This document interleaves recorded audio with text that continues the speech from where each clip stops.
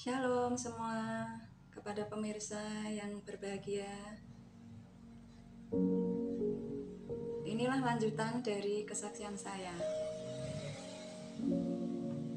Terjadinya wabah corona di seluruh belahan dunia membuat pengaruh yang luar biasa.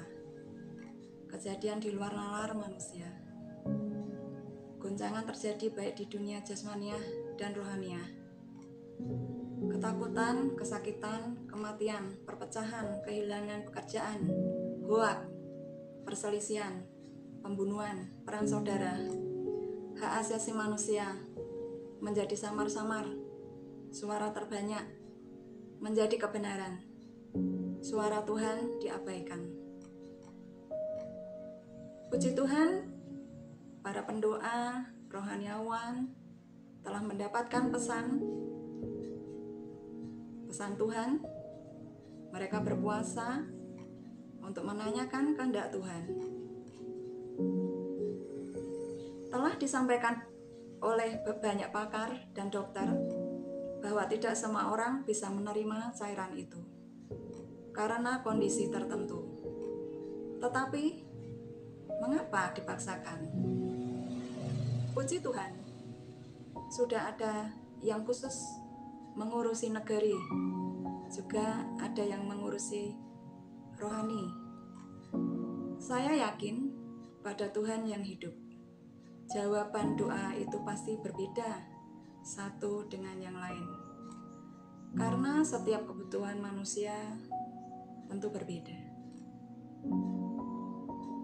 Saya telah berdoa tentang hal yang ini, ternyata jawabannya tidak, alias saya tidak boleh menerima cairan itu.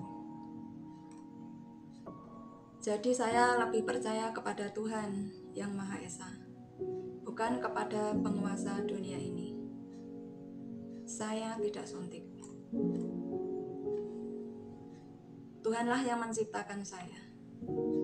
Jadi beliau lebih tahu keadaan organ tubuh saya secara keseluruhan, yang kelihatan maupun yang tidak kelihatan mata.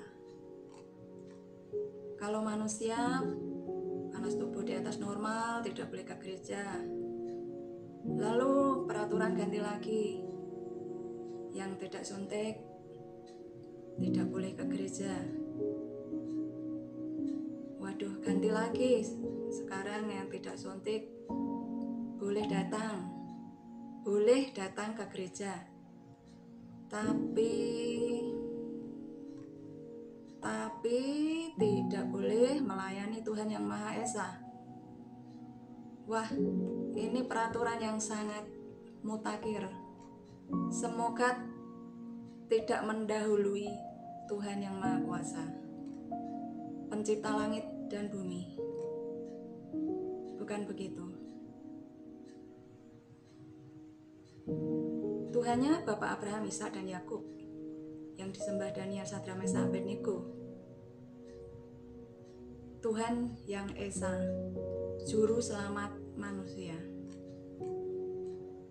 Baiklah, saya karena hanya seorang diri di gereja itu yang tidak menerima suntikan itu, karena Tuhan berpesan tidak.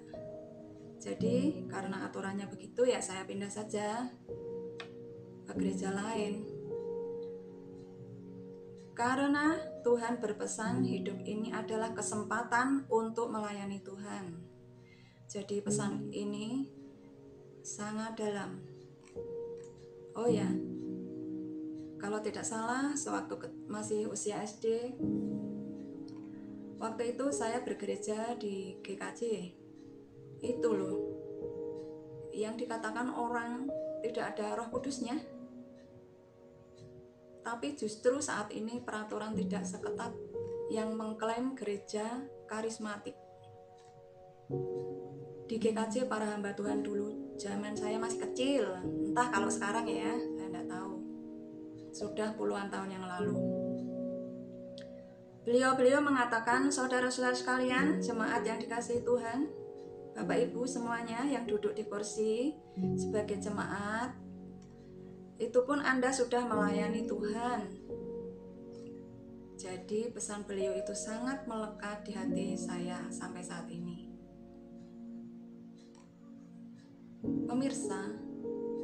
Pemirsa bisa melihat di YouTube para hamba Tuhan terkenal, kelakuannya sangat bejat.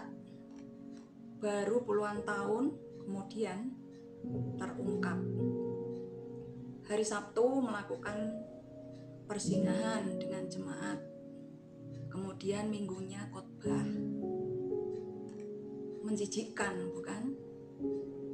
Kami saja yang bukan pendeta, hanya pelayan biasa, berusaha tidak melakukan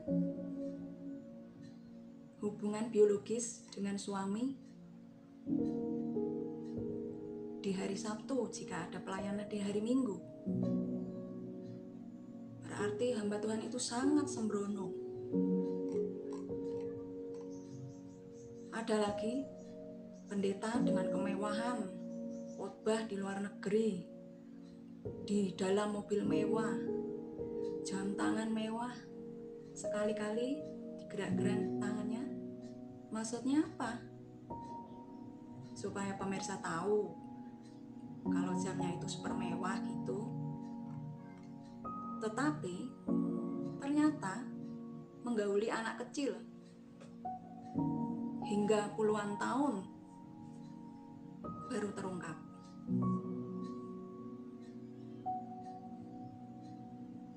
Anehnya yang disalahkan anak itu yang adalah korban.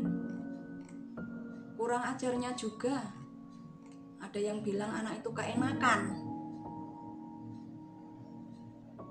Ini kan tuduhan yang menjijikkan dan sangat keji.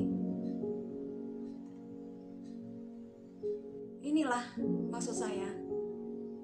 Bukankah kalau melihat contoh tersebut, yang duduk di kursi jemaat itu, yang lebih tepat, yang sedang melayani Tuhan, dengan hati yang bersih dan lurus. Inilah keadaan gereja akhir zaman.